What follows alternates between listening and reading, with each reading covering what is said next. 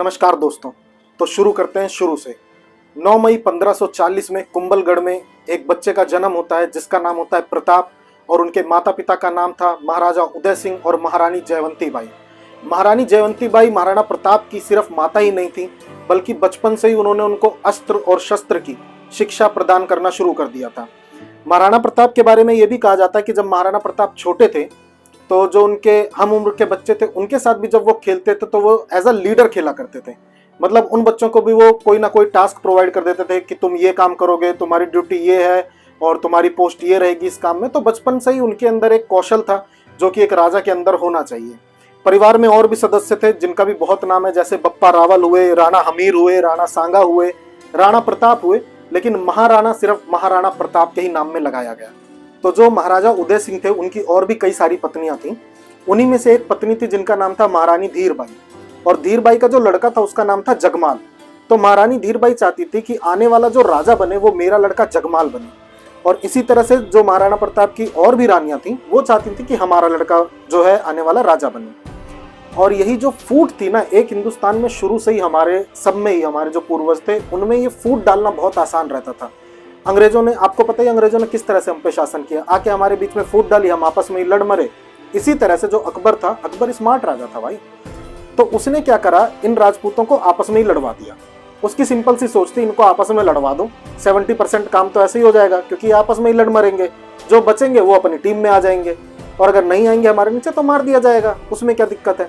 तो इस तरह से अकबर ने उनको आपस में ही लड़वा दिया कि मैं तुम्हें ये राज्य दे दूंगा, तुम इनसे लड़ाई कर लो। और सबकी जो और रानियां थी वो चाहती भी यही थी कि जो हमारा बच्चा हो वो राजा बने, और अकबर ने यही लालच देके उनको आपस में लड़वा दिया। इस दौरान क्या हुआ कि जो महाराणा प्रताप थे वो पड़ गए बेचारे अकेले। अब वो अकेले पड़ गए, क्या करते क्या ना करते वो ये सोचने लगे। उनके पास इतनी सेना भी नहीं थी, तो वो भीलों के साथ रहने लगे। भील एक कम्युनिटी होती थी राजस्थान में, शायद अभी भी होगी, मुझे इतना अंदाजा नहीं है। तो वो भीलों के बीच रहने लगे, वो किसी अपने महल में नहीं रहे, भीलों के बीच रहे। उन्हीं के साथ खाते पीते थे, उठते बैठते थे, उन्हीं के साथ वो ट्रेनिंग करते थे अपनी, उनको ट्रेंड करते थे। तो उन्होंने जो अपनी सेना बना ली वो भीलों को ही बना लिया, उन्हीं के साथ रहे, जो मिला कच्चा पक्का वो सब खाया। इसीलिए महाराणा प्रताप की सब गाथाएं गाते हैं। अच्छा, ये भी समझना बहुत ज्यादा जरूरी है कि अकबर एक छोटे से राज्य के पीछे क्यों पड़ा था, मेवाड़ के पीछे। क्योंकि एक टाइम पे अकबर भाई पूरे हिंदुस्तान पे रूल कर रहा था, फिर भी वो मेवाड़ के पीछे क्यों पड़ा हुआ था। तो इसका पॉलिटिकली और ज्योग्राफिकली भी बहुत ही बड़ा रीजन है, क्योंकि वेस्टर्न हेमिस्फीयर से अगर इंडिया में कुछ भी आना था तो समुद्री रास्ते से आएगा। अकबर बैठता था दिल्ली में और बीच में पड़ता था मेवाड़, मतलब बाहर समुद्र से अगर कुछ भी पाएगा तो पहले आएगा मेवाड़ में और उस रास्ते से होते हुए दिल्ली जाएगा। और गंगा नदी का भी जो तट है उसके थ्रू भी जो व्यापार होता था तो मेवाड़ से होते हुए ही रास्ता जाता था। तो मेवाड़ इतनी किरकिरी बन गया था अकबर के दिमाग में। मेवाड़ जब इतनी किरकिरी बन गया था अकबर के दिमाग में, तो अकबर ने कहा कि भाई इनके पास प्रपोजल भिजवाओ अच्छे अच्छे, मतलब कि महाराणा प्रताप खुश होकर खुद ही ये मेवाड़ दे दें। तो कहते हैं कि 8 बार प्रपोजल गए थे महाराणा प्रताप के पास, और उसमें हिंदू राजा भी थे और मुगल राजा भी थे, और एक से एक प्रपोजल जाते थे। जिसमें हिंदू राजा में टोडरमल, मान सिंह, फिर जलाल खान भी था, मुगल में कोरची था, भगवान दास थे, और ऐसे कई तरह के, मतलब 8 बार प्रपोजल गए। जिसमें से एक प्रपोजल तो ये था कि आप सिर्फ मेवाड़ दे दो और आधा हिंदुस्तान पे आप राज कर लो, एक ऐसा प्रपोजल था। और मना कर दिया भाई महाराणा प्रताप ने, क्योंकि महाराणा प्रताप क्यों है, मना कर दिया कि नहीं दूंगा भाई, ये मेरी जमीन है। उन्होंने कहा था कि जब तक मैं जीऊंगा आजादी से जीऊंगा और मरूंगा तो आजादी से मरूंगा। और आपको बता दूं, अकबर ने इतनी बार ट्राई किया ऐसे प्रपोजल भेज के या युद्ध करवा के कि महाराणा प्रताप के पास भेज दें और लड़ाई करवा दें। अकबर खुद नहीं जाता था क्योंकि खुद डरता था। वो महाराणा प्रताप अलग ही वैराग्य था, तो अकबर डरता था। अकबर खुद कभी सामने से फाइट नहीं किया, लेकिन बहुत सारे लोगों को उसने भेजा कई बार युद्ध करने के लिए और प्रपोजल के लिए, लेकिन महाराणा प्रताप कभी नहीं माने। और इसीलिए महाराणा प्रताप एक तो अपने भीलों के साथ ही रहते थे, कम्युनिटी में रहते थे अपनी, तो भील भी उनसे इतना ज्यादा खुश रहते थे। अब आप सोचिए ना, अभी हमारे प्राइम मिनिस्टर नरेंद्र मोदी आके आपके बीच आपकी कॉलोनी में रहने लग जाएं तो आप कितने मतलब उत्साहित हो जाएंगे। उसी तरह से महाराणा प्रताप भी अपनी कम्युनिटी के साथ, वो भीलों के साथ ही रहते थे, उन्हीं के साथ खाते पीते थे, मैंने अभी आपको बताया। तो उनका ऐसा हो गया था कि इनके लिए बिल्कुल जान दे दो। वो कहते थे महाराणा प्रताप आप सिर्फ बोलो, हम आपके लिए जान दे देंगे। भगवान की तरह उनको मतलब वो लोग मानते थे। और सिर्फ वही छोड़िए, आप अब्राहम लिंकन जो थे, एक बार वो इंडिया आ रहे थे तो उनकी माताजी ने कहा कि इंडिया जा रहे हो तो मेरे लिए कुछ लेते आना। अब्राहम लिंकन ने पूछा कि क्या लेकर आऊं माताजी वहां से, तो उन्होंने बोला कि मेवाड़ की धरती की मिट्टी लेकर आना। तो अब्राहम लिंकन ने पूछा कि ऐसा क्यों, आप और कुछ बोलिए, हीरे जवाहरात सोना चांदी बहुत सी चीजें हैं भारत में, वहां की मिट्टी क्यों लानी है। तो अब्राहम लिंकन की माताजी ने भी यही कहा था उनको कि वो एक ऐसा राजा है जो कभी अपनी जिंदगी में झुका ही नहीं था, और एक बार तो ऐसा प्रपोजल आया कि आधा देश उसके नाम कर दिया जाए, लेकिन फिर भी उसने अपनी धरती को नहीं छोड़ा। तो उसकी मिट्टी लेकर आना, उसकी मिट्टी मुझे अपने पास रखनी है। आपको पता होगा 1576 में हल्दी घाटी का युद्ध हुआ था, और हल्दी घाटी के युद्ध के बारे में मैं आपको बताऊं, अकबर बहुत ही बड़ा राजा था, ये सच बात है। बहुत बड़ा राजा इन द सेंस कि उसके पास सेना बहुत बड़ी थी, और सेना के मामले में यहाँ महाराणा प्रताप जो है वो छोटे पड़ जाते थे सेना के मामले में, क्योंकि जब हल्दी घाटी का युद्ध भी हुआ था तो 80,000 की सेना थी अकबर की, और यहाँ पे महाराणा प्रताप के पास थे सिर्फ 15,000 सैनिक। और महाराणा प्रताप ने यह कहा था कि हर सैनिक 5 आदमियों को मारेगा।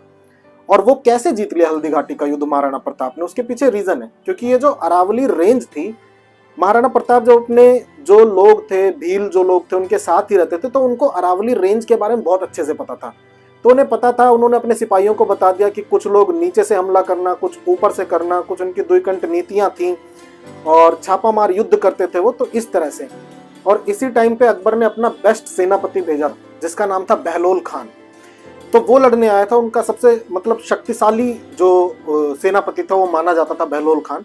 तो अकबर ने बहलोल खान को भेजा था कि महाराणा प्रताप को किसी तरह से मार के वापस आना। और भाई साहब आपको पता ही होगा महाराणा प्रताप के बारे में, 7.5 फुट की हाइट, 80 किलो का भाला, 50-50 किलो की 2-2 तलवारें, और उनका घोड़ा आप जानते थे चेतक। वो घोड़े के आगे ऐसे 2 तलवार लगा देते थे, मतलब एक नकली सूंड लगाते थे, उसमें 2 तलवार भी लगा देते थे ताकि लोगों को लगे हाथी है। इतना भयंकर घोड़ा था उनका। और जब ये बहलोल खान सामने पड़ा था ना महाराणा प्रताप के, ऐसा उनको एक ही तलवार ऐसी मारी थी कि बहलोल खान बीच में से चीर दिया था, और घोड़े समेत चीर दिया था। और ये लिटरल बात है, कोई मजाक नहीं है कि मतलब घोड़ा चीर दिया था। एक ही उनके वार से ना बहलोल खान भी बीच में से आधा हो गया था, और उनका घोड़ा भी आधा हो गया था। इतना भयंकर मारा था। अकबर इतना डरता था कि रात में सोने से पहले अपने सैनिकों से बोलता था कि महाराणा प्रताप की बात मत करना कोई। इतना खौफ था कि अगर कोई बात करेगा तो रात में सपने में आएगा, मुझे डराएगा, इस तरह का खौफ। और इतना भयंकर हल्दी घाटी का युद्ध माना जाता था कि बहुत सालों बाद तक भी वहाँ खून के निशान मिल रहे हैं, मिट्टी में वैसे कलर मिल रहा है खून का। इस तरह का युद्ध वहाँ पे किया था एक 15,000 की छोटी सी सेना के साथ, जो 80,000 लोगों से लड़ने गई थी। इतना भयंकर युद्ध। ऐसे ही एक युद्ध के टाइम पे आपको पता होगा चेतक, हाँ चेतक के बारे में बात कर लेते हैं। मेरे ख्याल से इतिहास में किसी भी राजा का कोई ऐसा घोड़ा नहीं होगा जिसके बारे में कविताएं लिखी गई हों, सिर्फ एक चेतक को छोड़ के। अकबर के वो महाराणा प्रताप के उस चेतक घोड़े के बारे में ना जाने कितनी कविताएं हैं, कितनी तो आप लोगों ने भी सुनी होगी। तो वो जो चेतक था, एक बार क्या हुआ, चेतक भी उछल के मार रहा था, एक हाथी था सामने तो उछल के मार रहा था, तो उन्होंने भी हाथी के आगे तलवारें लगा रखी थी। उससे चेतक की जो है वो टांग थोड़ी सी कट गई, लेकिन वहां भी चेतक गिरा नहीं। चेतक की क्यों इतनी तारीफ होती है? क्योंकि वो टांग कटने के बावजूद अपना महाराणा प्रताप को बैठा के दौड़ता रहा, उनको लेकर निकला, और फिर एक 28 फुट का जो नाला था वो उसने पूरा कूद लिया, इतनी लंबी छलांग मारी, पहले अपने राजा को बचाया, उसके बाद उसने वहां पे अपने प्राण त्याग दिए। और सिर्फ ये चेतक ही नहीं, महाराणा प्रताप के पास एक हाथी भी था जिसका नाम था राम प्रसाद, और वो हाथी भी इतना ज्यादा महान हाथी था। एक बार क्या हुआ, अकबर ने कहा कि इसके किसी न किसी हाथी को ले आओ, और किसी न किसी से उसका मतलब यही था कि राम प्रसाद हाथी को ही पकड़ लाओ, अगर महाराणा प्रताप को नहीं पकड़ सकते तो भाई उन्होंने क्या करा, राम प्रसाद हाथी को पकड़ ले गए। और अकबर ने उस राम प्रसाद हाथी का नाम, जब अकबर के पास वो हाथी पहुंचा तो रखा पीर, और अपने पूरे साम्राज्य में कहा, जिनको भी उनका सेवा करने के लिए कहा गया होगा हाथी को, कि इसको खूब खिलाओ पिलाओ। लेकिन जो राम प्रसाद हाथी था, अपने मालिक के दुख में 28 दिन तक उस हाथी ने ना कुछ खाया ना कुछ पिया, और 28 दिन के बाद उसने भी अपनी जो सांस है वो त्याग दी थी। उस टाइम पे अकबर ने लिखा था ये कि जिस महाराणा प्रताप के हाथी को मैं नहीं हरा पा रहा, उस महाराणा प्रताप को मैं कैसे हरा लूंगा, मुझे समझ नहीं आ रहा। खैर ये सब चल ही रहा था, और अकबर ने फिर एक बार क्या करा, 1580 में अकबर ने एक सूबेदार नियुक्त किया जिसका नाम था अब्दुल रहीम खान खाना। तो ये सूबेदार नियुक्त किया अकबर ने, और इसको नियुक्त किया मेवाड़ के पास में ही अजमेर में। अच्छा, तो अकबर ने उससे भी यही कहा, अब्दुल रहीम खान खाना से, कि तुम सिर्फ महाराणा प्रताप को मार दो, जो तुम कहोगे मैं तुम्हें वो मुंह मांगी चीज दूंगा, तुम उसको मार दो बस एक बार। तो महाराणा प्रताप का भी एक वो था, क्या कहते हैं, मंत्री समझ लीजिए आप। तो उसको ये खबर पता चल गई, तो उसने क्या किया कि एक दूसरी जगह अजमेर में ही अटैक कर दिया। तो अब्दुल रहीम खान खाना जो था उस अटैक के पीछे वहां चले गए, वहां पे लड़ने लग गए, उनका ध्यान भटक गया। और यहाँ पे इधर क्या करा, महाराणा प्रताप का जो मंत्री था उनकी बहु बेटियों को, बीवियों को उठा लाया, कैदी बना के उठा लाया। और जैसे ही वो महाराणा प्रताप के पास पहुंचा, इन सबको कैदी बना के जब लाया था, महाराणा प्रताप बहुत ज्यादा गुस्सा हुए, क्योंकि सबको पता था कि महाराणा प्रताप, आज भी सबको पता है कि राजपूत लोग कितनी इज्जत करते हैं लड़कियों की, औरतों की, बीवियों की, सबकी। और महाराणा प्रताप ये सब बहुत ज़्यादा करते थे कि किसी भी औरत को हानि नहीं पहुंचानी चाहिए, किसी भी औरत के साथ गलत नहीं होना चाहिए। उन्होंने अपने मंत्री को बहुत डांटा और सारी औरतों के लिए बोला कि इन सबको वापस ले जाओ, हाथ जोड़ के ले जाओ, अच्छे से ले जाओ और सुरक्षित इनके राज्य में इनको वापस छोड़ कर आओ। इस तरह की हमें लड़ाई कोई नहीं लड़नी है। तो इस तरह से महाराणा प्रताप हमेशा महान रहे थे और महान रहेंगे। वो जो भी, वो हमेशा ही महान रहेंगे भाई। और महाराणा प्रताप उसके बाद क्या हुआ कि एक टाइम ऐसा आ गया कि अकबर ने खुद ही हार मान ली। अकबर ने हाथ जोड़ लिए कि मेवाड़ छोड़ दो भाई, ये जीत नहीं सकते, अब हम ये इंसान को हम हरा ही नहीं सकते, झुकता ही नहीं है किसी के आगे, और हिंदुस्तान पे ध्यान दो। तो अकबर और भाई हिंदुस्तान पे ध्यान देने लग गया। मेवाड़ उसने छोड़ ही दिया, क्योंकि वहां पे भाई डट के खड़ा हुआ था एक इंसान जो 7.5 फुट का 80 किलो का भाला लेके खड़ा था, और अफगानी घोड़ा था उसके पास, चेतक। खैर, अकबर ने सब छोड़ दिया। उसके बाद कहा जाता है कि महाराणा प्रताप भी एक बार शिकार पे गए थे और किसी शायद शेर का शिकार करते हुए वो जख्मी हो गए, और उसके बाद उनका भी देहांत हो गया। तो ये पूरी महाराणा प्रताप की कहानी थी जो मैंने आपके आगे रखी, और मैं आशा करता हूँ आप लोगों को पसंद आई होगी। अगर किसी को जरा सी भी पसंद आई हो महाराणा प्रताप के बारे में, देखिए हम सारे भारतीय जितने हैं, हम सबको बहुत अच्छी लगनी चाहिए कहानी, चाहे किसी भी धर्म का हो, हिंदू, मुसलमान, या हिंदू में भी राजपूत हो, बनिया हो, कुछ भी हो, सबको ये चीज़ पे गर्व होना चाहिए कि हमारे देश में महाराणा प्रताप का जन्म हुआ था और मेवाड़ उन्होंने आधे हिंदुस्तान के बदले भी नहीं छोड़ा था। स्वतंत्र ही जिए और स्वतंत्र ही मरे। तो जिसको भी ये कहानी अच्छी लगी हो, प्लीज़ मेरे चैनल को सब्सक्राइब, लाइक और कमेंट शेयर जरूर करिएगा। तब तक के लिए धन्यवाद। महाराणा प्रताप की जय। जय भारत, जय हिंद।